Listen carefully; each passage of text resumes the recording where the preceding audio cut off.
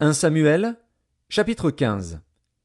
Samuel dit à Saül, « C'est moi que l'Éternel a envoyé pour t'oindre roi sur son peuple, sur Israël.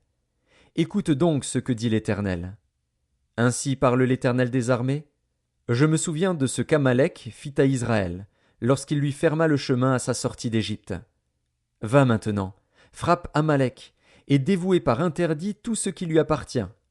Tu ne l'épargneras point, et tu feras mourir hommes et femmes, enfants et nourrissons, bœufs et brebis, chameaux et ânes. » Saül convoqua le peuple, et en fit la revue à Télaïm. Il y avait 200 000 hommes de pied, et 10 000 hommes de Juda. Saül marcha jusqu'à la ville d'Amalek, et mit une embuscade dans la vallée.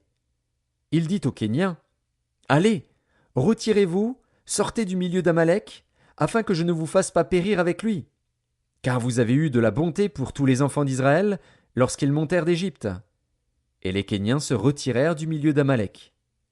Saül battit Amalek depuis Havila jusqu'à Shur, qui est en face de l'Égypte. Il prit vivant Agag, roi d'Amalek, et il dévoua par interdit tout le peuple en le passant au fil de l'épée. Mais Saül et le peuple épargnèrent Agag, et les meilleures brebis, les meilleurs bœufs, les meilleures bêtes de la seconde portée, les agneaux gras, et tout ce qu'il y avait de bon. Ils ne voulurent pas le dévouer par interdit, et ils dévouèrent seulement tout ce qui était méprisable et chétif.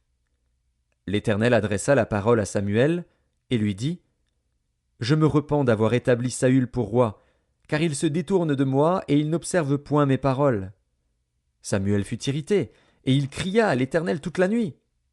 Il se leva de bon matin pour aller au-devant de Saül.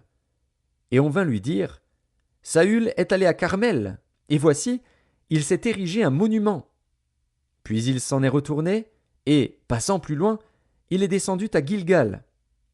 Samuel se rendit auprès de Saül, et Saül lui dit, « Sois béni de l'Éternel, j'ai observé la parole de l'Éternel. » Samuel dit, « Qu'est-ce donc que ce bêlement de brebis qui parvient à mes oreilles, et ce mugissement de bœufs que j'entends ?» Saül répondit, « Ils les ont amenés de chez les Amalécites, parce que le peuple a épargné les meilleures brebis et les meilleurs bœufs, afin de les sacrifier à l'Éternel, ton Dieu.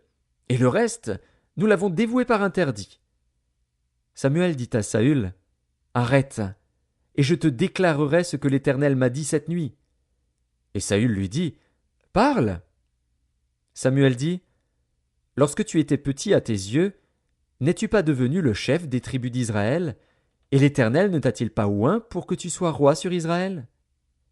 L'Éternel t'avait fait partir, en disant, « Va, et dévoue par interdit ces pécheurs, les Amalécites.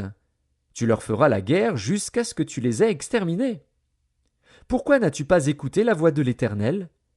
Pourquoi t'es-tu jeté sur le butin, et as-tu fait ce qui est mal aux yeux de l'Éternel? » Saül répondit à Samuel, « J'ai bien écouté la voix de l'Éternel, et j'ai suivi le chemin par lequel m'envoyait l'Éternel. J'ai amené Agag, roi d'Amalek, et j'ai dévoué par interdit les Amalécites. Mais le peuple a pris sur le butin des brebis et des bœufs, comme prémisse de ce qui devait être dévoué, afin de les sacrifier à l'Éternel, ton Dieu, à Gilgal. » Samuel dit, « L'Éternel trouve-t-il du plaisir dans les holocaustes et les sacrifices, comme dans l'obéissance à la voix de l'Éternel? Voici, l'obéissance vaut mieux que les sacrifices, et l'observation de sa parole vaut mieux que la graisse des béliers. Car la désobéissance est aussi coupable que la divination, et la résistance ne l'est pas moins que l'idolâtrie et les téraphins. Puisque tu as rejeté la parole de l'Éternel, il te rejette aussi comme roi. » Alors Saül dit à Samuel, « J'ai péché, car j'ai transgressé l'ordre de l'Éternel, et je n'ai pas obéi à tes paroles. Je craignais le peuple, et j'ai écouté sa voix. Maintenant, je te prie, pardonne mon péché, reviens avec moi, et je me prosternerai devant l'Éternel. » Samuel dit à Saül, « Je ne retournerai point avec toi, car tu as rejeté la parole de l'Éternel, et l'Éternel te rejette, afin que tu ne sois plus roi sur Israël. » Et comme Samuel se tournait pour s'en aller, Saül le saisit par le pan de son manteau qui se déchira. Samuel lui dit, « L'Éternel déchire aujourd'hui de dessus toi la royauté d'Israël, et il la donne à un autre, qui est meilleur que toi. Celui qui est la force d'Israël ne ment point et ne se repent point, car il n'est pas un homme pour se repentir. » Saül dit encore: J'ai péché. Maintenant je te prie, honore-moi en présence des anciens de mon peuple et en présence d'Israël. Reviens avec moi, et je me prosternerai devant l'Éternel, ton Dieu. Samuel retourna et suivit Saül, et Saül se prosterna devant l'Éternel. Puis Samuel dit: Amenez-moi Agag, roi d'Amalek. Et Agag s'avança vers lui d'un air joyeux. Il disait: Certainement, l'amertume de la mort est passée. Samuel dit: De même que ton épée a privé des femmes de leurs enfants, ainsi ta mère entre les femmes sera privée d'un fils. Et Samuel mit Agag en pièces devant l'Éternel, à Gilgal.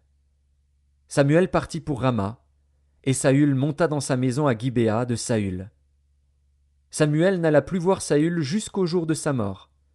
Car Samuel pleurait sur Saül, parce que l'Éternel se repentait d'avoir établi Saül roi d'Israël.